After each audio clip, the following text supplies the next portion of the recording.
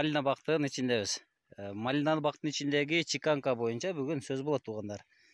Былтыркы жылы тигилген малина, былтыркы жылы 1 жыл жашады. Эми күчүнө кирип атат. Жакшы астынан жакшы өсүндө өсүп чыгып келатат. Жаңы малинада мына ушундай жаңы өсүндүлөр көп берет.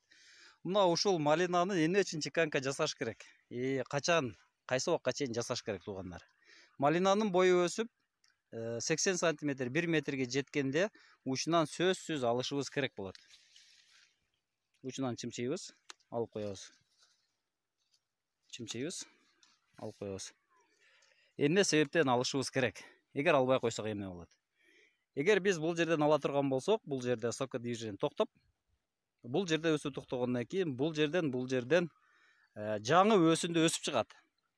Анан тезирээк күзгө чейин мөмө бергенге аракет кылат. Максат ошол, күзгү малинаны эртерээк күзгө калтырбай, октябрга чейин терип алышыбыз керек. Ошого чейин бышы бүтүш керек. Ошол максатта алынат. Түшүмдү көбөйтүш үчүн, түшүмдү күзгө калтырбай терип алыш үчүн гана алынат. Алабыз. Мына бою кыскаларды болсо, дагы кичте күтүп турсак, 1 жумада булар дагы өсүп калат. Ошондо алып коебуз. Эң акыркысы бул 10-июнь. 10-июндан кийин дагы алса болот. Бирок кеч калат. Бой өсүп кетиши мүмкүн.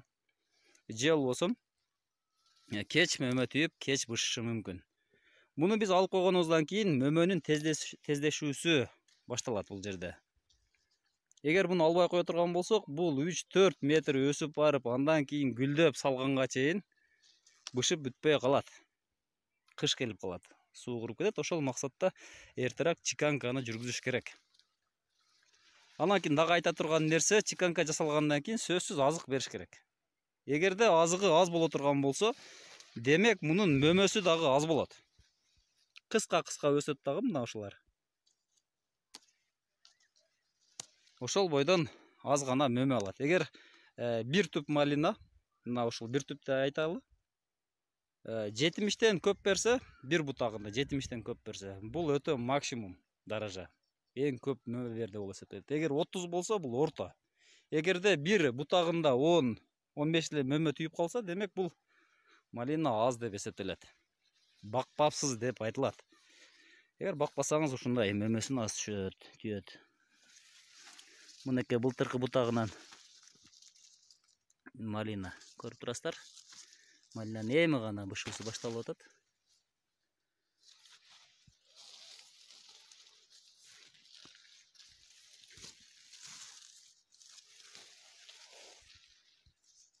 Так, кармадык, үздүк. 10 сааттыкты 1 саатта үзүп койсо болот. Кол менен кармайсың, үздүң, кеттиң. Туугандар, дагы бир айта турган нерсе, мындай учуну карасаңыздар, кээ бирөөлөр мына ушундай гүл чыгарып калган. Орто бушар деп коебуз. Орто бушар, бул күзгү малинанын кичине айырмасы бар. Булар эртерээк гүлдөп, 1-чи жылы гана мөмө берет, болду, ошол бойдон кургайт. Ремонтант малинага окшоп гүлдөйт, дагы кургайт. Аларды албайсыздар.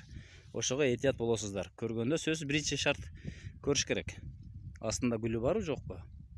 Мынанда дагы гүл бар экен, орто бушар. Булар алынбайт. Буларды алыш керек.